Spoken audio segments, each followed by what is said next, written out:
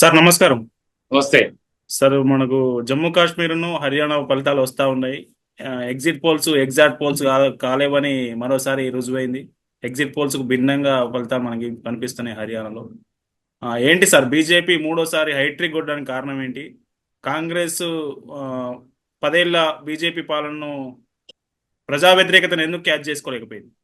అంటే ఒకటి ఆ, సర్వేలు అనేది సాధారణ ప్రజాభిప్రాయాన్ని ప్రతిబింబిస్తాయి. అవి సైంటిఫిక్ మెథడాలజీ తోటి ఈ, చేసినప్పుడు ఒక్కొక్కసారి ఎర్రర్ మార్జిన్ ఉంటది. కానీ ఈసారి మీరు గమనించినట్టయితే దాదాపు అన్ని సర్వే సంస్థల అగ్రిగేట్ కూడా కాంగ్రెస్ పార్టీ అక్కడ మ్యాజిక్ నంబర్ అయినటువంటి 46 లేదా ఆ పైననే వస్తాయనే అభిప్రాయాన్ని వ్యక్తం చేసినాయి. దాదాపు అన్ని సర్వేలు కూడా ఒక 4-5 ప్రధాన సర్వేలు 46, 50, 55, 62 వరకు కాంగ్రెస్ పార్టీ గెలుచుకునే అవకాశం, ముఖాముఖి పోటీ హర్యానా అని చెప్పింది.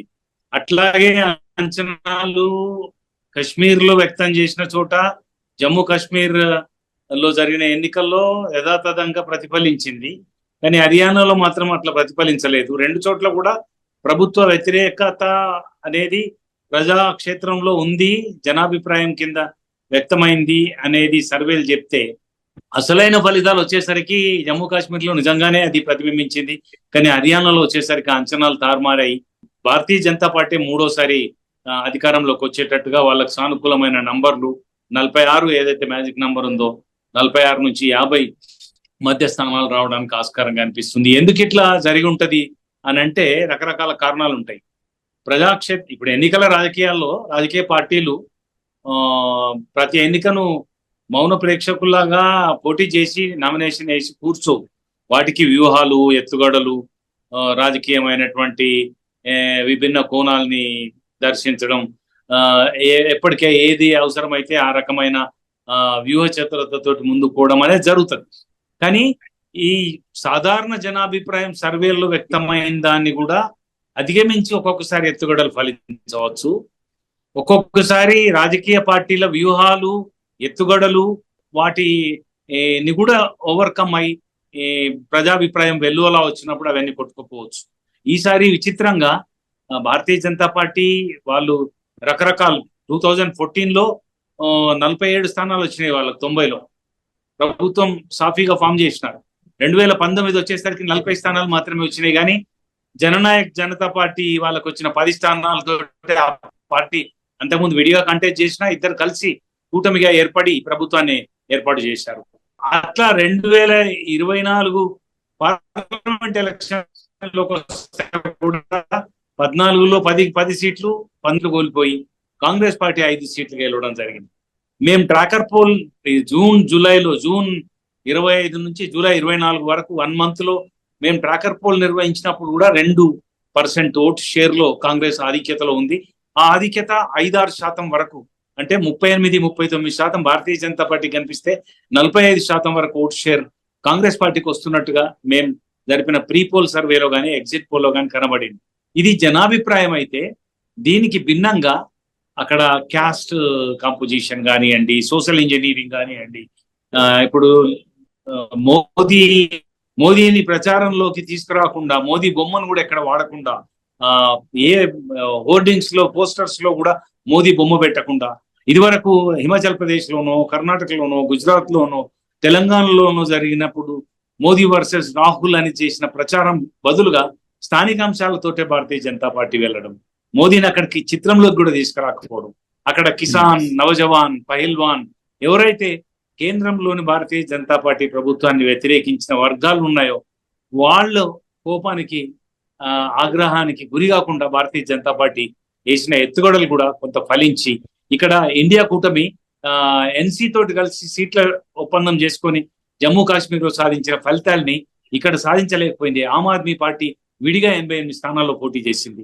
ఆ డివిజన్ ఆఫ్ ఓటు కూడా అర్బన్ ప్రాంతాల్లో కాంగ్రెస్ కు కొంత నష్టం కలిగించడం, ఇట్లాంటివి వచ్చి ఆఖరి నిమిషంలో వాళ్ళ పరిస్థితులు ప్రతికూలించడం కూడా ఈ తుది ఫలితాలకు కారణమై ఉండొచ్చు అని నేను అంటున్నాను.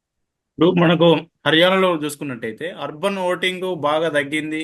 ఓవరాల్ ఓటింగ్ తో పోల్చినప్పుడు 1% ఓటింగ్ శాతం తగ్గింది. అర్బన్ ఓటింగ్ ఇంకా తగ్గింది. కాంగ్రెస్ కు మెర్జ్ ఉందనే ప్రీ పోల్స్ చెప్పినాయి కదా, మళ్ళీ ఎక్కడ ఇప్పుడు ఏ ఓటర్లు, సాంప్రదాయ ఓటర్ల, గ్రామీణ ఓటర్ల బీజేపీని ఆదుకున్నది ఎవరు? అంటే ఒక హర్యానాని జియోగ్రాఫికల్ గా చూసినట్టయితే అడ్మినిస్ట్రేటివ్ గా జియోగ్రాఫికల్ గా ఒక 3 ప్రాంతాల కింద మన అంతకుముందు ఉమ్మడి ఆంధ్రప్రదేశ్ ని ఆంధ్ర, తెలంగాణ, రాయలసీమ అన్నట్టుగానే అక్కడ 3 ప్రాంతాలు ఉన్న అడ్మినిస్ట్రేటివ్ గా 6 జోన్స్ కింద డివైడ్ చేస్తారు. దాంట్లో ఒక 3 జోన్స్ లో కాంగ్రెస్ ఆధిక్యత ఉంటే లైక్ అంబాలా కానివ్వండి, రోహతక్ కానివ్వండి, ఏ కార్వాన్ కానివ్వండి, వాళ్ళు వాళ్ళు ఆధిక్యతలో, కర్నాల్ కానివ్వండి, వాళ్ళ ఆధిక్యతలో ఉండేవాళ్ళు. భారతీయ జనతా పార్టీకి వచ్చేసరికి పట్టణ ప్రాంతాలు అధికంగా ఉండి ఢిల్లీకి పరివృత ప్రాంతాలుగా ఉన్నటువంటి ఆదిలాబాద్ ఏరియా కానివ్వండి, ఆ ఈ మన ఫరీదాబాద్ ప్రాంతం కానివ్వండి, ఈ వీళ్ళకి కొంత ఆధిక్యత ఉన్న పరిస్థితి.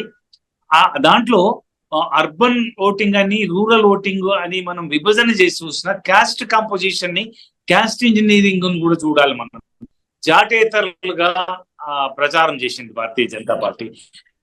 జాటేతరులలో ఓబీసీల సంఖ్య కూడా అండ్ ఓటర్స్ పర్సంటేజ్ ఉన్న ఓబీసీలు ఒకవేళ జాట్లు కాంగ్రెస్ కు అనుకూలంగా వెళ్తున్నారని గత 15-20 రోజులుగా మీడియా జాట్లు ఏకపక్షంగా కాంగ్రెస్ కు మద్దతు ఇస్తున్నారు అన్నప్పుడు, జాటేతర ఓబీసీ వర్గాలు కానివ్వండి, బ్రాహ్మిన్స్ కానివ్వండి, క్షత్రియస్ కానివ్వండి, పంజాబీస్ కానివ్వండి, యాదవ కమ్యూనిటీ కానీ, ఇట్లాంటివి కొన్ని భారతీయ జనతా పార్టీకి అనుకూలించి వాళ్ళ సోషల్ ఇంజనీరింగ్ పనిచేసి ఉండొచ్చు. మీరు అన్నట్టు ఓటింగ్ పర్సంటేజ్ అంటున్నారు.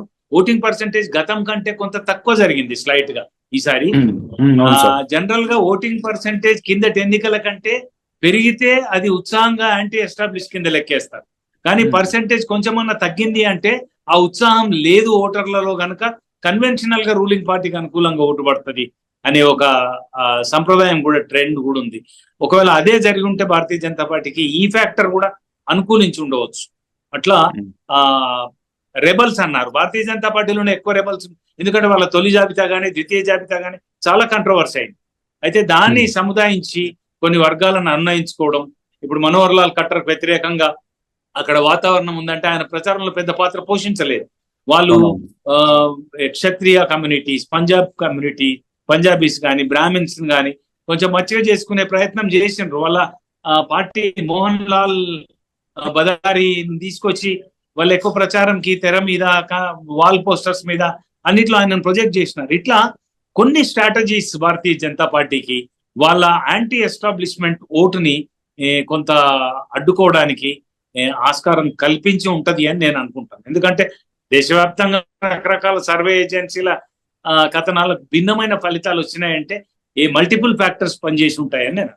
సరే, ఇప్పుడు ఇంకొకటి మనకు 3 అగ్రికల్చర్ చట్టాలు కానివ్వండి, ప్లస్ రెజ్లర్ల నిరసన కానివ్వండి, ప్లస్ అగ్నివీరు, హర్యానా నుంచి మామూలుగా ఎక్కువ మంది సైన్యంలో చేరుతుంటారు. అగ్నివీరు తెచ్చిన దానికి కూడా బాగా ఈ 3 అంశాలకు సంబంధించి హర్యానాలో పెద్ద ఎత్తున ఆందోళన జరిగినాయి. ఆ ఇంపాక్ట్ ఈ ఎన్నికల మీద పడలేదంటారా? పడలేదు అనడానికి లేదు. మనం గతంతో కంపేర్ చేసి చూస్తే కొంత ఉంటది, ఉండకుండా ఉండదు.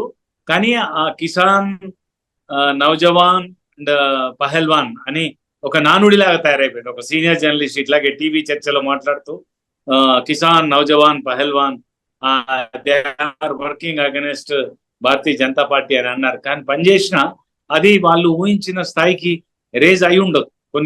కొన్ని లెవెల్స్ వరకు, కొన్ని పాయింట్స్ వరకు అది కొంత పని చేసి ఉంటది. కానీ అది తుది ఫలితాలను ప్రభావితం చేసేటంతగా భారతీయ జనతా పార్టీ అధికారిక అభ్యర్థులను ఓడించి అపోజిషన్ ని అధికారంలోకి తీసుకొచ్చేటంత స్థాయికి వచ్చి ఉండదు. దానివల్ల ఆ ప్రభావం కనిపించలేదేమో.